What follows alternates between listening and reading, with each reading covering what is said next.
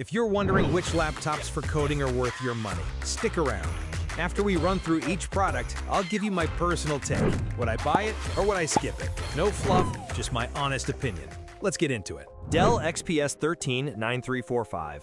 This thing is so light and sleek, it might just float away, and the battery lasts longer than my last relationship, which is great for coding on the go.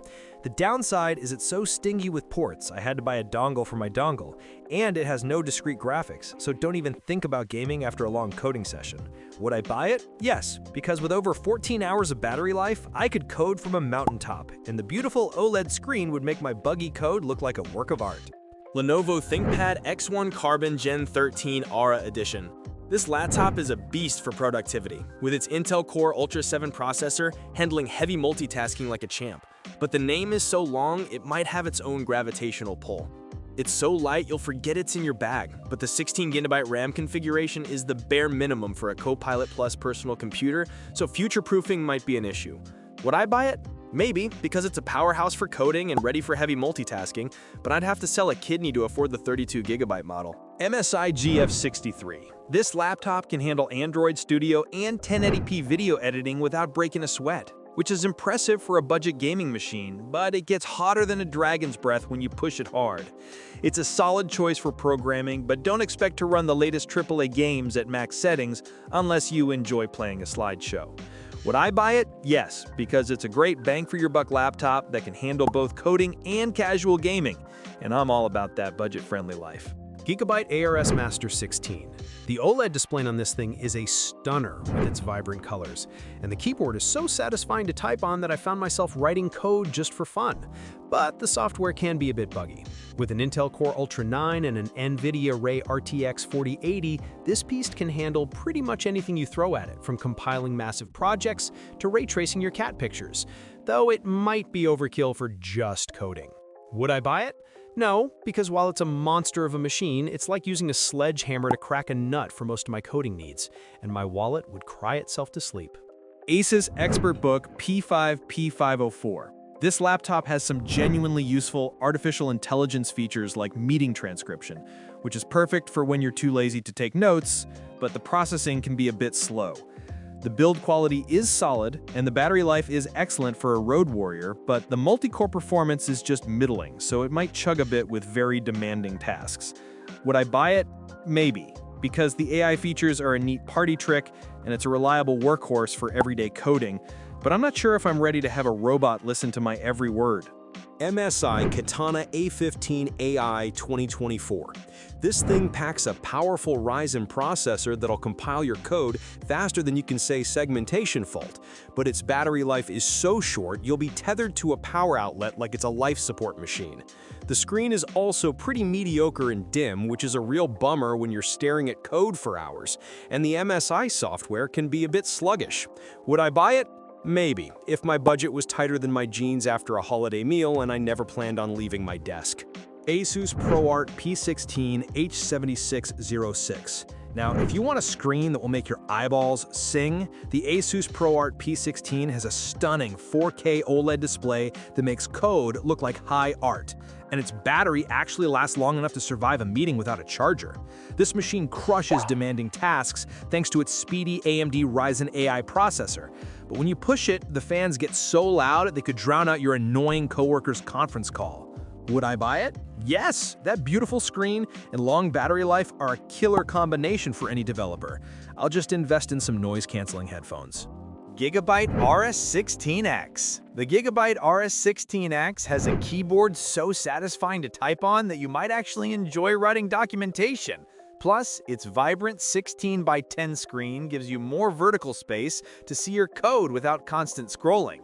It's a fantastic all-around performer that won't destroy your wallet, but the battery life is just okay, and its software is about as intuitive as trying to assemble IKEA furniture in the dark. Would I buy it? Yes. For me, that glorious keyboard is worth putting up with a few quirks. Razer Blade 18 2024. This Razer Blade 18 is less of a laptop and more of a portable supercomputer. With its monster Intel Core i9 processor, it can handle any programming task you throw at it, from compiling massive projects to running a dozen virtual machines at once. But this thing is an absolute brick that's a pain to carry around, its battery life is tragically short, and the price is so high it will make your wallet weep. Would I buy it? No. My spine and my savings account would never forgive me for buying this beast. Gigabyte G6. The Gigabyte G6 is the budget option that unfortunately feels like a budget option. While it boasts a decent Core i7 processor on paper, it runs hotter than a ghost pepper and has a screen so subpar, it'll make you want to code exclusively in the terminal. It really struggles with performance compared to others, and the battery life is basically non-existent, making it a swing and a miss in this crowded field. Would I buy it? No. Life is too short to deal with a bad screen and constant thermal throttling. You're better off saving a bit more for something like the Aorus 16X. HP EliteBook Ultra G1i. This thing is slick, rocking a gorgeous OLED screen that makes your code look like a work of art, and a dedicated Copilot key for when your brain just gives up. It's like HP is trying to be the cool kid in the business class, but they cluttered it with so many of their own apps, it feels like your mom organized your desktop. Would I buy it? Maybe, if I wanted an AI assistant to hold my hand while I work, because this thing is all about that AI PC life. HP EliteBook 840 G11. The 840 is the sensible older brother to the flashier laptops. It's got a super solid metal body, and you can cram it with up to 64 gigabytes of RAM, which is enough to run your code, 500 Chrome tabs, and probably a small country. But pushing this thing hard makes the CPU hotter than a dragon's sneeze, and the screen's color is so bland it might as well be in black and white. Would I buy it?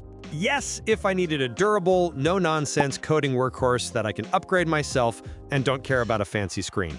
Microsoft Surface Laptop 7. Typing on this Surface laptop feels amazing. Seriously, the keyboard is one of the best out there, and the battery just refuses to die, lasting a solid 16 hours. The big but here is the ARM processor. It's like buying a sports car, but you have to pray the specific brand of gas you need is available because not all your coding apps are going to work on this thing. Would I buy it? No, because I'm not gambling my entire workflow on app compatibility. It's a beautiful machine for web browsing, but a risky bet for serious coding. Lenovo ThinkPad X915 OLED Edition 2025. Lenovo basically slapped a movie theater quality OLED screen on this laptop, making it absolutely stunning for staring at code, or more likely Netflix, for hours on end. It's got the new Intel guts to make it snappy, but it's clearly aimed at executives with deep pockets. And the fact you can't upgrade the RAM later feels like a slap in the face at this price. Would I buy it? No, I'm not made of money, and for this price, I want to be able to upgrade my own damn RAM instead of being locked in. Apple MacBook Pro M4. The new MacBook Pro with the M4 chip is an absolute monster that compiles code so fast it feels like it's reading your mind. And the battery life is so long you'll forget what a charger even looks like. Of course, it's an Apple product, so it costs a fortune, and while the base M4 is great, they're always tempting you to spend just a little more for the Pro or Max chip, which you probably don't need but definitely want. Would I buy it? Yes, because as a developer, the combination of that raw power, insane battery life, and the Unix-based OS is just too good to pass up, even if my wallet is crying. Lenovo Legion Pro 7i Gen 10. This thing packs so much power with its Intel Core Ultra 9 processor and NVIDIA's RTX 50 series graphics that it could probably compile the entire internet in 5 seconds. The downside is this beast gets so hot under load, hitting 90 degrees Celsius, you could probably fry an egg on it while debugging your code. And the battery life is so bad, you'll need its giant 400-watt power brick with you at all times. Would I buy it? Maybe. If I wanted a portable space heater that also happens to be one of the fastest laptops on the planet for both coding and gaming. Lenovo ThinkPad T14s Gen 6. I swear this laptop runs on magic and unicorn tears because the battery just refuses to die, all thanks to that Snapdragon X chip. But, and this is a big but, it's an ARM-based processor, meaning some of your critical coding tools might throw a tantrum and refuse to run, or run so slowly in emulation you'll think you've gone back in time. Would I buy it? No, because I'm not playing Russian roulette with my development environment, and the fact that you can't upgrade the soldered RAM is a deal breaker for any serious programmer. Dell Precision 5690. This machine is an absolute unit for anyone into artificial intelligence development or data science.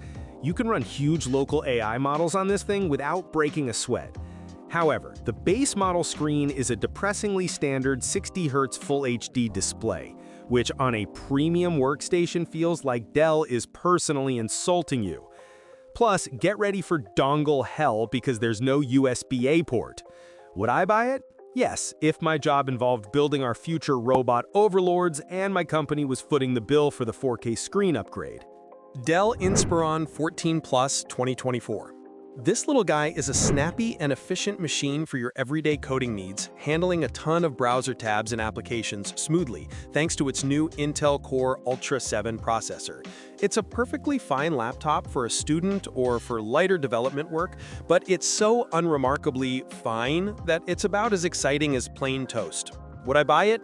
Maybe, if I found it on a really good sale and just needed a compact, no-frills machine for writing code and browsing Stack Overflow without any drama.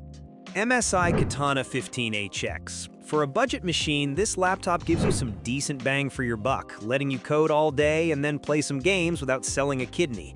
The problem is the battery life is so atrocious it basically needs to be tethered to the wall like a landline, and the display is pretty mediocre, which is a real drag when you're staring at text for hours. Would I buy it? No, because having a laptop that only lasts 2 hours off the charger is basically just a desktop with extra steps, and my eyes deserve better than that sad screen. Thanks for watching. I hope this video helped you pick the laptops for coding for you. If you have any questions, drop a comment below. Links to all of these products mentioned in this video will be in the description.